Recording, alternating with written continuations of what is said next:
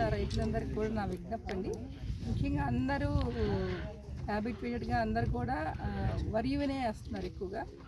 అందరూ వరి వేయటం వల్ల ప్రయోజనం ఉండదండి. ఎందుకంటే మనకి 4 నెలల వరకు వచ్చే 4 నెలల వరకు కష్టపడితే వచ్చే ఆదాయం వరిలో మనకు తక్కువ.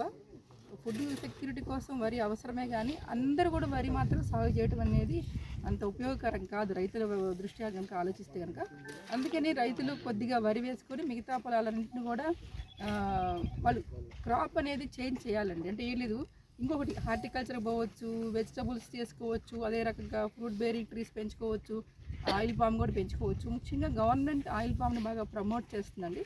రైతుకి ఎకరానికి ఒక 50,000 రూపాయల వరకు రకరకాల ప్లాంట్ కాస్ట్ నుంచి సబ్సిడీ కానివ్వండి, డ్రిప్ కానివ్వండి, అలాగనే మెయింటెనెన్స్ కాస్ట్, ఇంకొకటి ఫామ్ పాండ్స్, ఇవన్నీ కూడా గవర్నమెంట్ నుంచి 50,000 రూపాయలు రైతుకి అందుతున్నాయి. కాబట్టి రైతులు ఒక 3 సంవత్సరాలు కంటిన్యూస్గా కనుక ఈ ఆయిల్ పామ్ సాగు చేసుకుంటూ 3 తర్వాత వాళ్ళు ఆదాయాన్ని పొందే అవకాశం ఉంది. మధ్యలో కూడా వాళ్ళు ఇంటర్ క్రాపింగ్ వేసుకొని వాళ్ళకి ఇష్టమైన ఇంటర్ క్రాపింగ్ అంటే ఏంటి, ఈ రూట్స్ దెబ్బతినకుండా ఇంటర్ క్రాపింగ్ చేసుకోవడానికి మనకి అవకాశం ఉంది.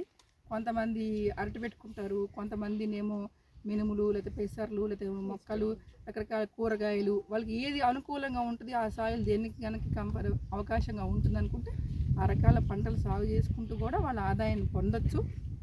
తర్వాత 3 సంవత్సరాల తర్వాత రకరకాల అరికా నట్ కానివ్వండి, ఇంకేం పెడతారమ్మా, కోకో కానివ్వండి, రకరకాల పంటలతో ఆదాయం సంవత్సరం మొత్తం కూడా పొందొచ్చు. అంటే ఏంటి, మనకి ఈ ఆయిల్ పామ్ అనేది కంటిన్యూస్గా కాదంటే సంవత్సరానికి అయితే మినిమం 1,00,000 రూపాయలు అయితే ఆదాయం వస్తుంది. సంవత్సరానికి 1,00,000 రూపాయల పైనే వస్తుంది.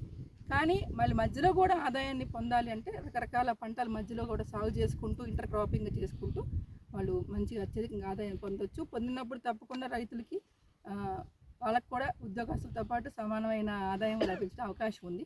ఇప్పుడు దయచేసి రైతులందరూ కూడా ఈ క్రాప్ చేంజ్ అనేది కనుక చేసుకోవాల్సి ఉంటుంది. క్రాప్ డైవర్సిఫికేషన్ అంటారు. ఈ క్రాప్ డైవర్సిఫికేషన్ అనేది చేస్తే కనుక రైతులకి ఎక్కువ ఆదాయం పొందుతారు.